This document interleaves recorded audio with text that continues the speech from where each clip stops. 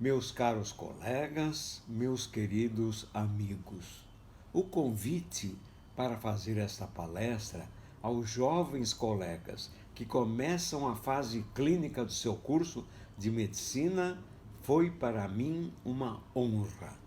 Honra é uma palavra um pouco burocrática, então é melhor dizer que foi um prazer. Ou melhor ainda, foi uma satisfação pessoal. A escolha desse tema já foi inspirada. Jovens estudantes de medicina estão hoje mais preocupados com doenças que vão encarar e que vão ter de tratar.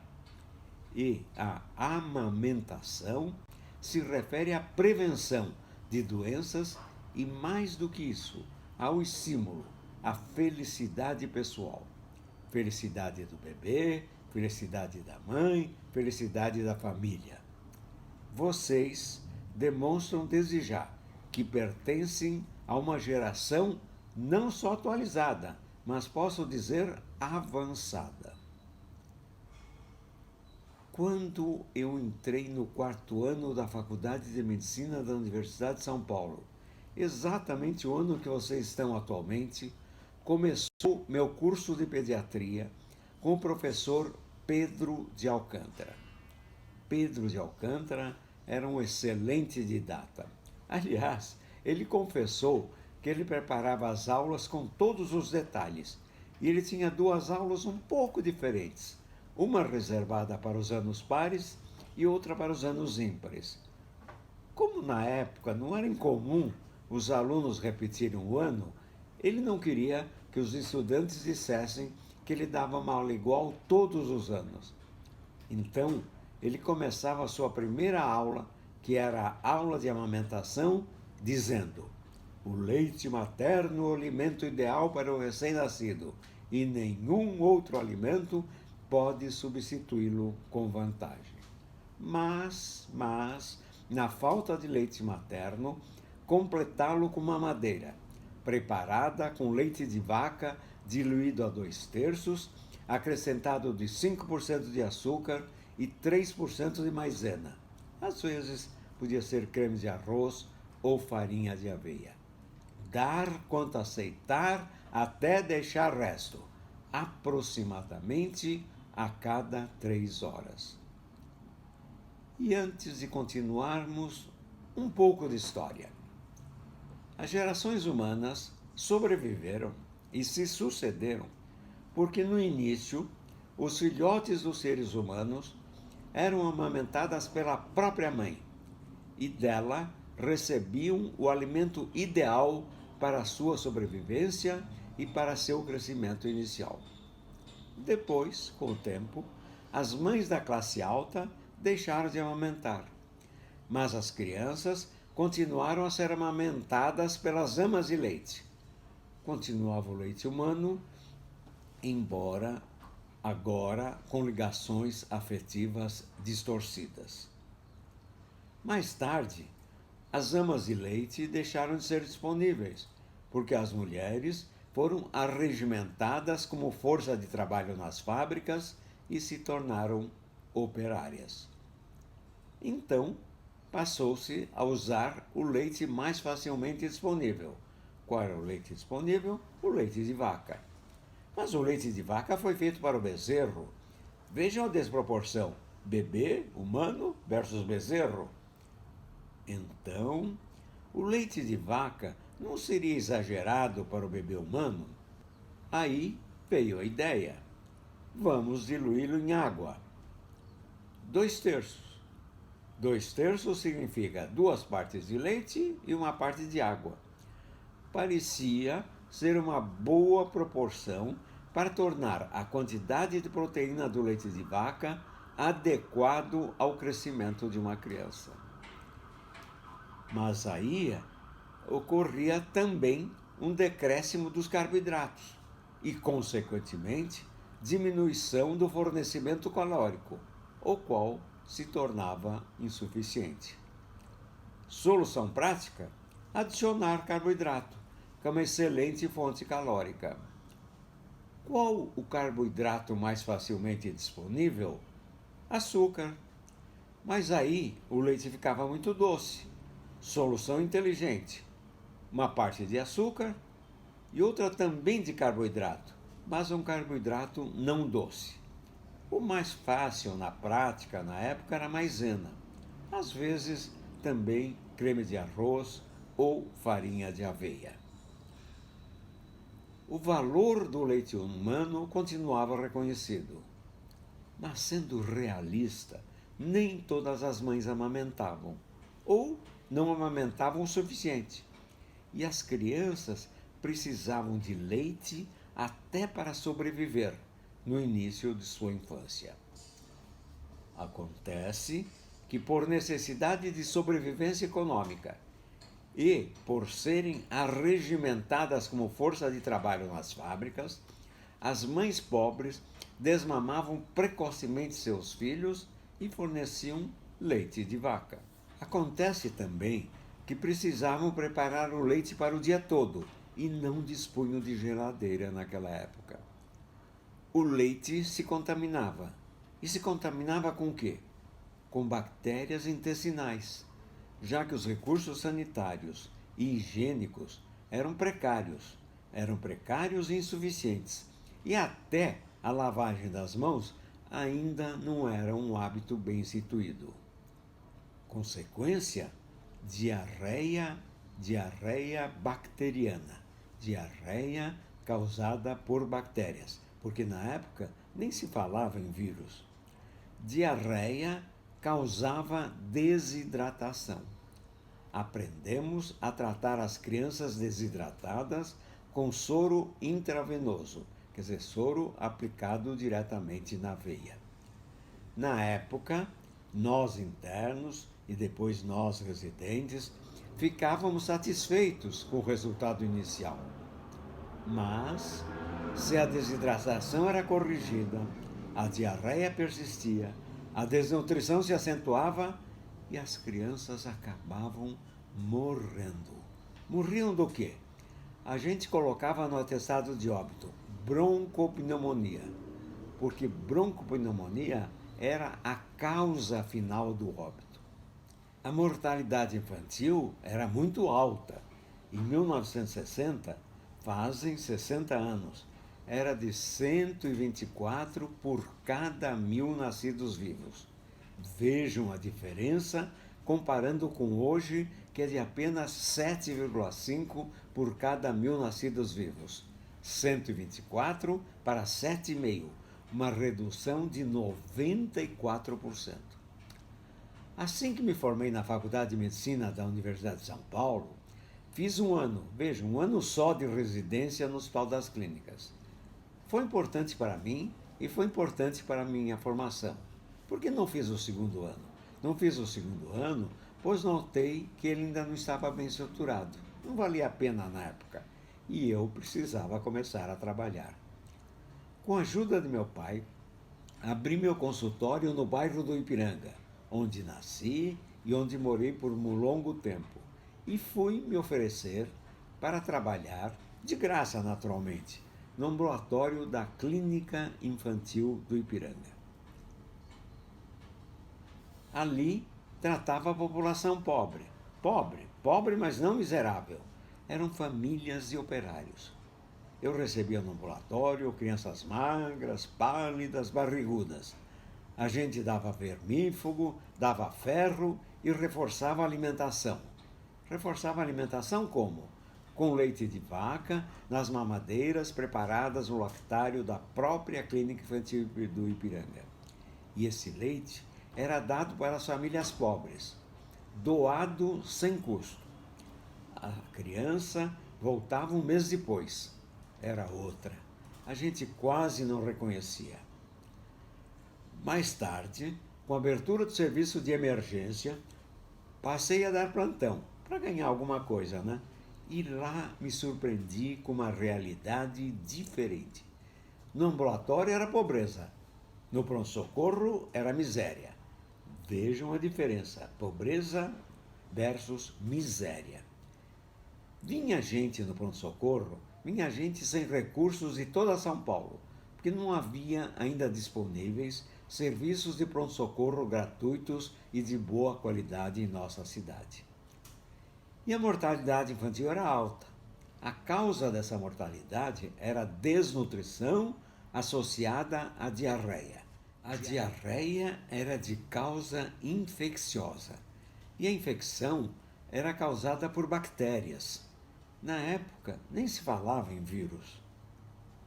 Aí me surgiu a ideia de pesquisar qual era a bactéria responsável.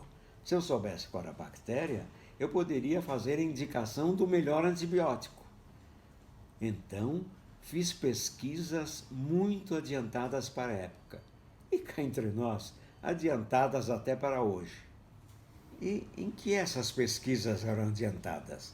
Primeiro, internação, quer dizer, as crianças eram hospitalizadas durante todo o tratamento. Eram hospitalizadas no serviço de emergência. Havia permissão e, cá entre nós, até obrigação para acompanhamento pelos pais. Instituímos o sistema de pais acompanhantes. A coprocultura, quer dizer, cultura de fezes, era feito inicialmente na própria Clínica Infantil de Ipiranga. O diretor do laboratório era Dr. Domingos Sioquete. E depois, no Departamento de Microbiologia da Faculdade de Medicina da USP, professor Luiz Rachid Trabulsi, um dos maiores especialistas em bacteriologias de todo o mundo e meu grande amigo. E nós descobrimos que a bactéria causadora era a Escherichia coli enteropatogênica, conhecida pela sigla de EPEC. EPEC do sorogrupo O111, quer dizer, EPEC O111. Nossa pesquisa clínica era feita com a divisão dos pacientes em dois grupos homogêneos. Um era tratado com antibiótico e fazíamos rodízio entre os antibióticos, e outro sem antibiótico e que usava placebo, uma substância inerte. O tratamento era indicado por sorteio e era tipo duplo cego, isto é, nem os pacientes nem os médicos sabiam qual era o grupo, mas todas as crianças eram mantidas internadas, com melhor tratamento nutricional e cuidado constante até a cura, e depois ainda com acompanhamento ambulatorial. Após 1.000, vejam o número, 1.000 casos tratados, a conclusão: antibiótico não servia para nada. Mas nesse meio tempo, ganhei prêmios nacionais com nossas pesquisas. Fiz minha tese de doutoramento na Faculdade de Medicina da Universidade de São Paulo. E por causa desse doutoramento, eu fui convidado, veja a palavra que eu usei, convidado, não me submeti a nenhum concurso, para ser professor de pediatria na recém-criada Faculdade de Medicina de Santos. Lembro até hoje de minha reação inicial. Santos? Santos é muito longe. Longe para mim é um lugar que não se pode ir a pé. Gosto de andar a pé, até hoje. Mas é só por pouco tempo, até que os colegas santistas façam seu doutoramento e obtenham o título de doutor. Por pouco tempo, hein? Fiquei mais de 30 anos. Mesmo depois que os colegas obtiveram seu título de doutoramento. No início, eu pretendia continuar lá em Santos minhas pesquisas sobre diarreia, era o que eu estava acostumado a fazer. Mas logo percebi que em Santos, naquela época, não havia condições técnicas. Ao mesmo tempo, constatei que em Santos também havia crianças desnutridas desde a fase de lactente. E essas crianças tinham uma diarreia prolongada, mais do que prolongada, persistente, aquela que se prolonga sem tendência à cura. Desmame precoce era a regra. Encontrei em Santos um grupo maravilhoso de colegas com o qual transformamos o HGA, Hospital Guilherme Álvaro, que já era um bom hospital, no primeiro Hospital Amigo da Criança do Estado de São Paulo e no segundo Hospital Amigo da Criança do Brasil. Esse título, Hospital Amigo da Criança, tinha sido instituído pela Organização Mundial de Saúde. E veja o nosso título. E o nosso grupo foi crescendo. Foi então que iniciamos o resgate do aleitamento materno na zona litorânea. Ter filho é uma opção. Quando um bebê nasce, nasce uma mãe e nasce também um pai. Fazer o que é correto é importante. Amar incondicionalmente os filhos é primordial. Amar é primordial, mas também é importante fazer o que é correto. Ao decidir ter um filho, é preciso que a gente esteja ciente do dever de criá-lo. Parto vem do latim partus, do verbo parere, que significa nascer. Mas nascer não é só o ato de parir, não é só dar à luz, mas sim criar a criança, quer dizer, desenvolver esse recém-nascido até que ele atinja a fase de adulto. Então, criar vem do latim creare, que significa produzir. Criar é um dom, é uma coisa que já está impregnado no ser humano, mas é uma arte que precisa ser desenvolvida e é uma missão, quer dizer, um sentimento de dever. Criar significa prover as necessidades básicas. E entre essas necessidades básicas estão a proteção e a alimentação. Então, criar é fundamental, porque a sobrevivência do recém-nascido depende da sua alimentação inicial. Então, vem a pergunta básica: por que amamentar? Porque da amamentação depende a saúde física. Quer dizer, a saúde física significa crescimento e significa um bom estado de nutrição. Então, saúde física é também defesa, significa proteção. Proteção contra o quê? Contra infecções. Infecções sempre foram muito importantes e até a diferença entre sobreviver ou não. É lógico que hoje a gente cuida melhor das infecções, mas elas ainda são importantes. Mas mais importante que as infecções atualmente são as doenças imunológicas e as doenças degenerativas, tão importantes no desenvolvimento humano.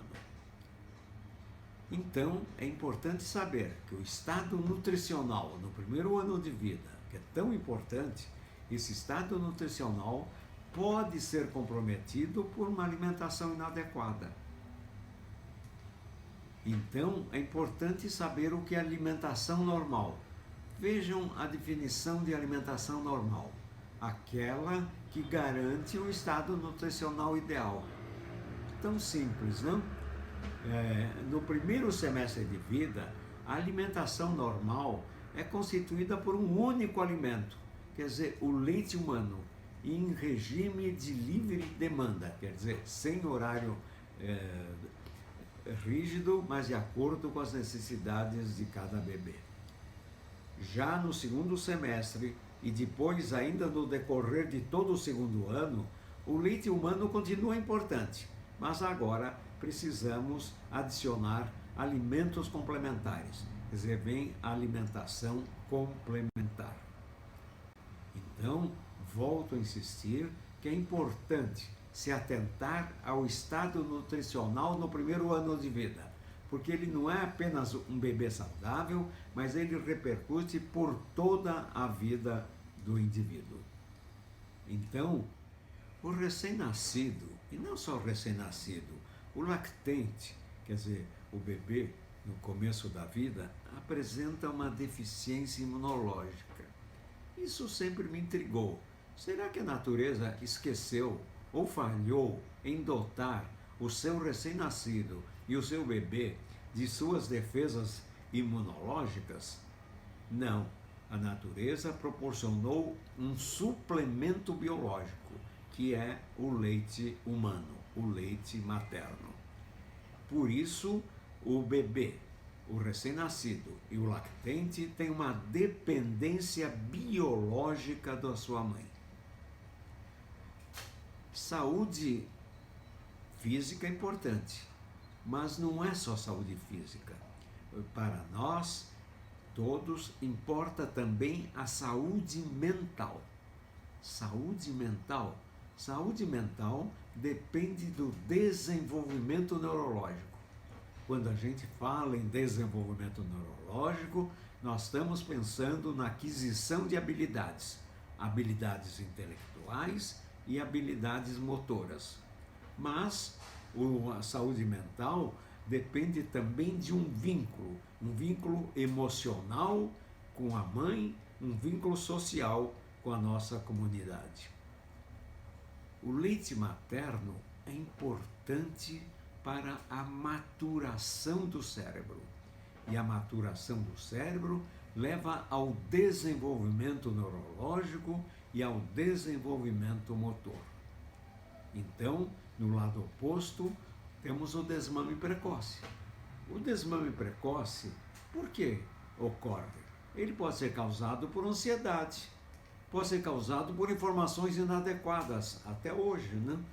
E, falando em hoje, nós pensamos na volta da mãe ao trabalho, que também vai causar um desmame precoce. Então, é importante a gente pensar e saber quais são as consequências de não amamentar. Isso varia um pouco. Nas famílias pobres, pode ser a diferença entre viver e morrer. Isso já foi muito frequente, hoje, felizmente, já não é tanto, mas nas famílias de todos os níveis, pode ser a diferença na qualidade de vida do bebê. Então, voltamos à pergunta básica: por que amamentar? Como médico, eu costumo dizer que tratar é necessário, mas só tratar não é suficiente. Importante é prevenir. Em toda a minha carreira, no começo, achava que importante era tratar, mas depois fui verificando que mais importante ainda é prevenir. E na prevenção vem a importância da amamentação. Gosto dessa frase. Se a farmácia vendesse um remédio que protegesse o bebê contra infecções, protegesse contra alergias, tornasse o bebê mais inteligente e prevenisse até câncer, você compraria esse remédio? Pois bem, o leite materno faz tudo isso. Então, o melhor início da vida continua sendo o leite materno, porque o leite materno proporciona um crescimento normal, um desenvolvimento adequado e ainda faz a prevenção das doenças degenerativas no futuro.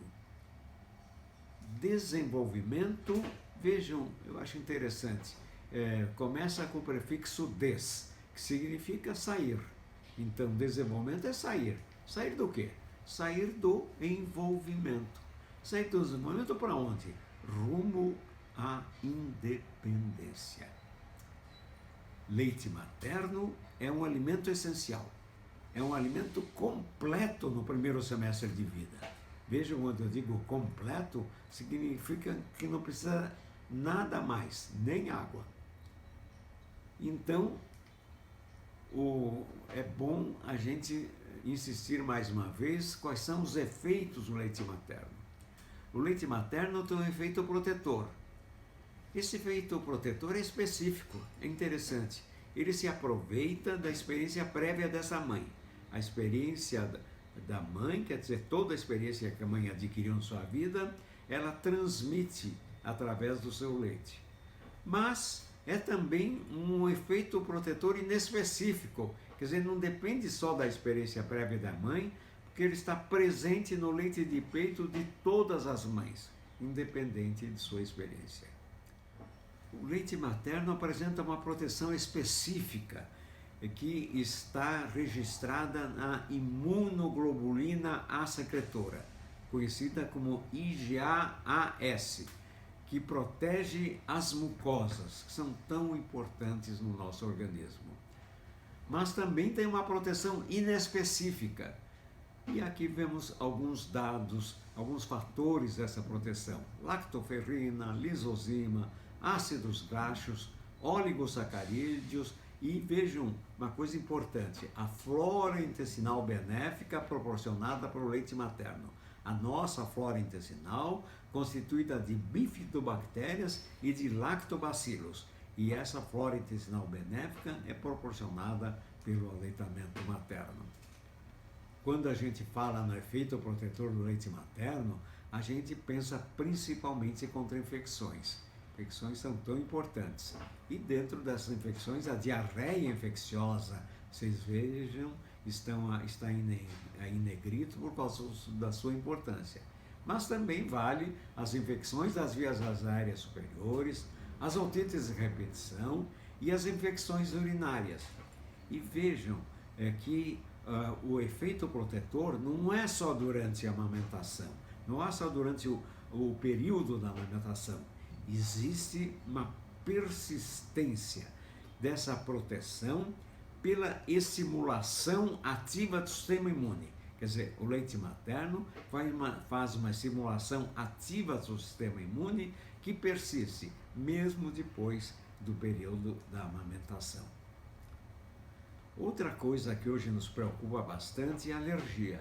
E o estado nutricional no primeiro ano pode ser comprometido por alergia alimentar, que hoje é um problema pediátrico, um problema médico importante. Então, o leite materno protege contra a alergia. O leite materno protege contra a alergia porque o leite de peito produz citocinas protetoras. Essas citocinas protetoras induzem a produção do IgA, que é a imunoglobulina A, que é a imunoglobulina protetora, e diminui a imunoglobulina E, IgE, que é a imunoglobulina alérgica. Mas, uma grande preocupação de hoje, o leite materno protege contra câncer. Sabe-se que o leite materno reduz o risco de leucemias e de linfomas, duas formas muito importantes e preocupantes de câncer. E no meu tempo do começo da minha clínica, a nossa preocupação era desnutrição. Hoje, curiosamente, a coisa quase inverteu. A maior preocupação é obesidade. E cada mês de leite materno exclusivo reduz o risco de obesidade no presente e no futuro em 4%. Mas leite materno produz ou protege contra dislipidemia, quer dizer, protege contra arteriosclerose, aterosclerose, hoje também um grande problema. Protege contra uma coisa mais simples, mas também preocupa, a cárie, tanto assim que recebe o nome de cárie da mamadeira, a cárie desencadeada pela mamadeira. E outro problema importante hoje é o diabetes. E o leite materno protege contra o diabetes, e olha que coisa, existe um fator diabetogênico no leite de vaca. O leite materno favorece a mastigação. Mastigação, a mordida correta, é importante para a criança e até para nós. Favorece a linguagem, que é importante no começo da vida. Favorece o hábito intestinal, porque evita a constipação e evita a diarreia. Favorece o desenvolvimento intelectual. E sobre tudo isso, favorece o vínculo materno. O vínculo materno que nos proporciona segurança. Então, agora na prática. Quando iniciar a amamentação? A amamentação, antes eu achava que era quando o bebê nascia, né? Hoje acho que é antes do bebê nascer. Diria até muito antes do bebê nascer. porque começa pela educação. Educação sobre a amamentação. A educação sobre a amamentação deve ser implementada durante a gestação, mas já deve começar antes, começar na idade escolar. Deve começar quando a criança está na escola. E aqui vemos a sala de parto. Gosto dessas figuras. Aqui à esquerda temos o parto normal. Então vejam o bebê, enquanto o obstetra completa as atitudes do parto normal, a mãe já está amamentando. É uma maneira de dar boas-vindas ao bebê. Mas hoje, todos nós sabemos que o parto cesáreo é muito comum. Então ele atrapalha ou evita o leite materno? Não. A criança já está sendo amamentada enquanto o obstetra termina as atitudes cirúrgicas do parto cesáreo. Mostrei algumas figuras clássicas, agora quero mostrar algumas coisas pessoais. Vejam meu bisneto. Olha, até para mim é uma palavra um pouco estranha. Meu bisneto sendo amamentado pela minha neta, e vejam, eu estou não só assistindo, curioso, entusiasmado, mas apoiando o aleitamento materno da minha neta, dada ao bisneto, imediatamente após seu nascimento. Vejam, ainda na sala de parto. Depois de sair da sala de parto, antigamente o bebê ia para o berçário. Nós somos dos pioneiros no alojamento conjunto. Quer dizer, a criança não ir para o berçário, mas ficar junto com a mãe e também junto com o pai. Então, ficar no alojamento conjunto, onde pratica a amamentação desde o início da vida do bebê. Agora, algumas dúvidas técnicas, principalmente que as mães e até alguns médicos têm. Qual a melhor posição para amamentar? Vejam, eu acho interessante essas figuras, porque elas mostram várias posições. Isso significa que a mãe pode amamentar sentada, de pé, apoiada na cama. Vejam, existem várias posições, todas elas são corretas, e inclusive a mãe pode variar de acordo com as necessidades do momento. E aqui está mais uma vez a minha neta amamentando o meu bisneto em posições variadas. Como alimentar? Gosto dessa tradição judaica. A primeira refeição da vida deve começar com a primeira mamada no peito esquerdo, porque o peito esquerdo fica bem perto do coração. Agora, na prática, como amamentar? A pega do peito é importante. Vejam do lado direito uma pega errada. A criança está pegando só o bico. A boca está apertada e se vê bastante areola em volta da boca do bebê. Do lado esquerdo temos a pega correta, em que o bebê pega o bico e pega também a areola. Então a boca está bem aberta, o lábio inferior virado para fora, quase não se vê areola. Bom, todo bebê nasce sabendo mamar? Parece, a primeira ideia é que sim, mas não é na prática o que acontece. Então, às vezes, alguns bebês estão atrapalhados e a gente pode ensinar um bebê que não sabe mamar, e vejam, aqui é uma boa figura em que o bebê aprende a sugar usando o dedo indicador que a gente apresenta e depois, então, vai para o bico da mãe.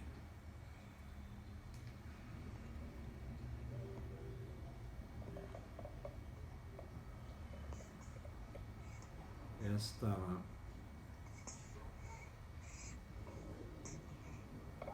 imagem real e bem recente me emociona. Meu bisneto mamando na mãe logo após o nascimento. Também agora na prática. Qual a duração da mamada? Bom, o primeiro peito é até esvaziar e o segundo peito quando aceitar. O segundo, às vezes, não precisa ser esvaziado, então a gente troca aquele que dá em primeiro lugar.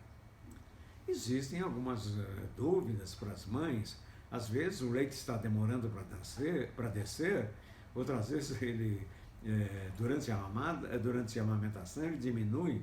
Então a gente ensina manobras de estímulo para recuperar a amamentação.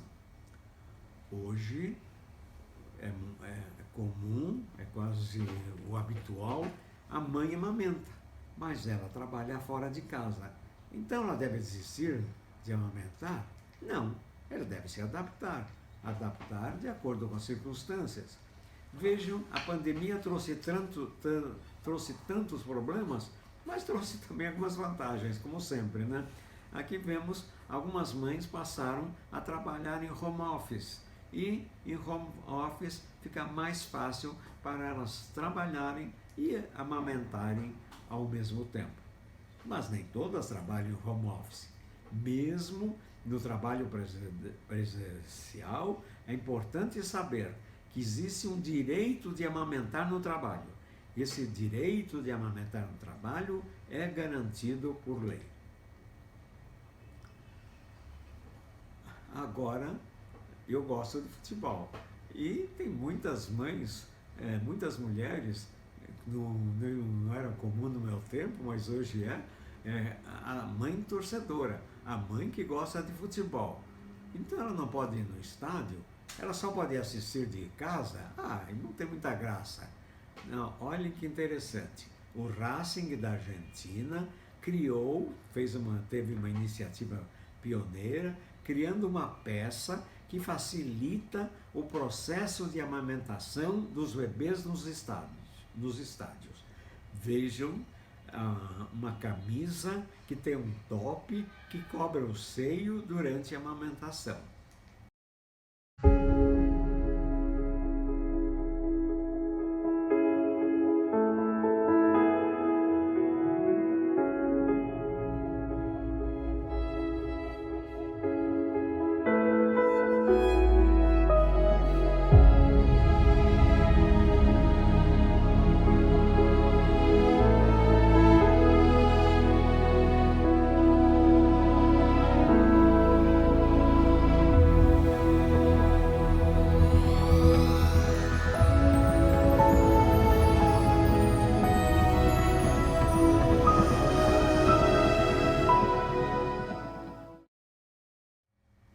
Agora, alguns casos na prática profissional. Bico rachado. O bico rachado pode atrapalhar a amamentação? É lógico que atrapalha um pouco, mas o pediatra, o profissional do aleitamento, pode orientar a superar esse problema. E chupeta, hein? Atrapalha? Olha, eu vou contar uma coisa para vocês. Eu não gosto de chupeta. Nenhum dos meus filhos, nenhum dos meus netos e nem meu bisneto usa chupeta. Mas compreendo que, às vezes, a chupeta é útil ou é considerada útil ou necessária por alguns. Desde que a chupeta seja uma chupeta ortodôntica e seja usada só em horários adequados, não o dia todo, naquela hora, fim da tarde, em que a cólica é mais comum, ou quando a criança está muito chorona, então uma chupeta não é o ideal, mas pode ser utilizada sem atrapalhar a amamentação. A mãe que amamenta fica amenorreica por um tempo, às vezes alguns meses, mas depois a menstruação volta. A mãe está amamentando e a menstruação voltou. Isso impede a amamentação?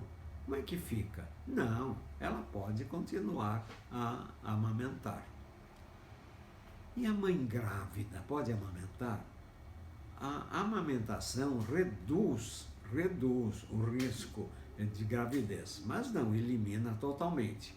Mas a mãe que está grávida pode continuar a amamentar. É lógico que no final da gravidez, aí também o bebê já está maior, a amamentação pode ser suspensa. Uma grande preocupação das mães, né? E das mulheres e de todos nós. Amamentar engorda. Porque antigamente as mães amamentavam eram gordas. Mas ao contrário, né? Amamentar não engorda. Desde que a mãe tenha uma alimentação adequada, amamentar até ajuda a evitar, evitar a obesidade, porque retira calorias da mãe. Desde, voltamos a dizer, que a mãe tenha uma alimentação adequada, que é uma alimentação correta para a amamentação. Então, outra preocupação das mulheres de hoje, né? Amamentar de forma mama, curiosamente, a amamentação até ajuda a manter a boa forma da mama com uma amamentação correta. E mãe que amamenta pode fumar? Olha, cá entre nós, ninguém deve fumar. Mas algumas mulheres dizem que são incapazes no momento de deixar de fumar. Então elas devem reduzir o número de cigarros, até aliás um bom motivo para isso, e amamentar fora da hora da amamentação, quer dizer, não durante a amamentação. Hoje é bastante frequente, muito mais do que no começo da minha carreira, a presença de gêmeos. Então, eu sou mãe de gêmeos. Gêmeos podem ser amamentados? Sim. Vejam essa figura que eu acho bastante interessante e sugestiva. Os gêmeos podem ser amamentados e vejam, ou um de cada vez, ou os dois ao mesmo tempo. E a mãe está doente, ela pode amamentar? Bom, é lógico, se uma doença grave, talvez não possa. Mas nas doenças comuns, como nós vemos aqui um resfriado, a mãe lava as mãos, limpa o nariz, usa a máscara e pode amamentar. E a mãe que amamenta está precisando tomar remédio. E daí? Bom, hoje se usa remédio demais, até uma boa oportunidade para a mãe verificar se precisa realmente tomar todos aqueles remédios que ela está tomando. Mas se ela precisa tomar algum remédio, ela pode tomar. É lógico que alguns remédios, aqueles tipos remédios antineoplásicos, talvez sejam contraindicados, mas isso não é o comum. Então, a amamentação não é só um processo nutricional, é um processo nutricional, mas não é só. A amamentação constitui um vínculo de afeto pela ligação do bebê com sua mãe no início da vida, na fase tão importante da nossa vida, que é exatamente o começo. Vejam, gosto também dessa figura. Amamentar é instintivo. Quem ensinou esses animais a amamentarem? E eles estão amamentando seus filhos. Então, toda mulher normal, se ela é capaz de ter filho, ela é normal. Então, ela também é capaz de dar-lhe o leite necessário. Mas, amamentar não é só instintivo. Amamentar, principalmente hoje em dia, implica em educação. E educação não é só técnica. Existe técnica de educação, mas não é só técnica. Então, educação inclui a técnica. E técnica se aprende e técnica se ensina. E aqui a nossa contribuição, a cartilha da amamentação, feita pelo nosso grupo da Faculdade de Ciências Médicas de Santos, vejam, em 1997. Tem um quarto de século, mas continua bastante atual. E vejam o subtítulo, Doando Amor, porque não é só técnica, mas mostra que amamentar é também doar amor. Então, amamentar É um processo instintivo, como já dissemos, mas, como tudo do ser humano, principalmente na nossa sociedade atual, depende de um aprendizado. E vejam mais uma vez a nossa contribuição com a cartilha da amamentação. Então, para implementar a amamentação, é preciso educar. Educar. Educar dá trabalho. Gosto também dessa frase. Olha, atenção, se não estiver dando trabalho, presta atenção, talvez você não esteja educando. Educar significa instruir, significa ensinar, significa proporcionar os cuidados necessários para o pleno desenvolvimento da personalidade. Quando a gente educa, a gente está desenvolvendo a personalidade. E quando a gente fala em personalidade, a gente está pensando numa independência intelectual através de uma atitude pessoal. Quer dizer, a independência intelectual com uma atitude personalizada. Educar é transmitir nossas raízes e criar asas para que ele possa voar sozinho. Vejam educar, vejam as raízes e vejam que estão ficadas e vejam as asas necessárias para voar. Isso tudo implica em educação. Educação é um processo amplo, que inclui pai, inclui mãe, inclui a família, inclui a escola e inclui a sociedade, quer dizer, a comunidade em que estamos inseridos. Então, para amamentar é necessária educação, mas também é preciso apoio. Apoio, que tipo de apoio? Apoio profissional. Nós, profissionais, médicos, temos que dar apoio para a amamentação. Mas também existem grupos de apoio comunitário. Existem voluntários, principalmente para a população carente, que hoje, nesta época em que estamos vivendo, se tornou ainda mais evidente sua importância. E aqui apresentamos com satisfação a rede social de amamentação da costa da Mata Atlântica, um grupo que se ocupa da amamentação na costa da Mata Atlântica. Educação era no passado, continua no presente e vai ser no futuro. Vai continuar incluindo educação em amamentação. Manter a tradição, quer dizer, manter a estrutura básica é preciso. Modernização, atualização é necessário. Vejam, eu acho importante manter a tradição, mas com atualização permanente.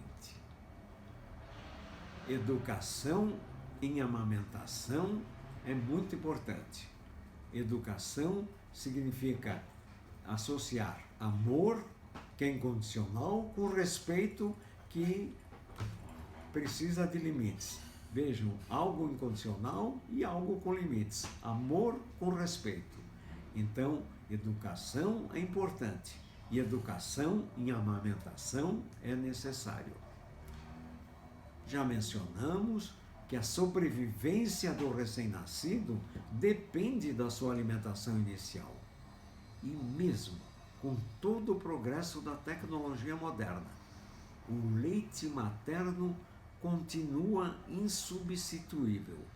Insubstituível para um perfeito desenvolvimento físico, para um perfeito desenvolvimento mental e para um perfeito desenvolvimento social. Quer dizer, um desenvolvimento do nosso organismo, do nosso cérebro e da nossa participação comunitária. Amamentar é, então, mais do que nutrir, é mais do que criar, é também um ato de amor. eu não poderia encerrar sem expressar meu reconhecimento. A doutora Keiko, que é tão importante na continuidade da amamentação. Minha companheira ideal, Eni. A minha substituta, não só substituta, a minha continuidade na Faculdade de Ciências Médicas de Santos, na pediatria, a professora Vera Rulo. E meu assessor em informática, o Rodrigo Lahan, sem o qual essa palestra não seria possível, porque, como vocês sabem, eu sou um pouco desajeitado em informática. Continuem a sua atividade, sejam felizes.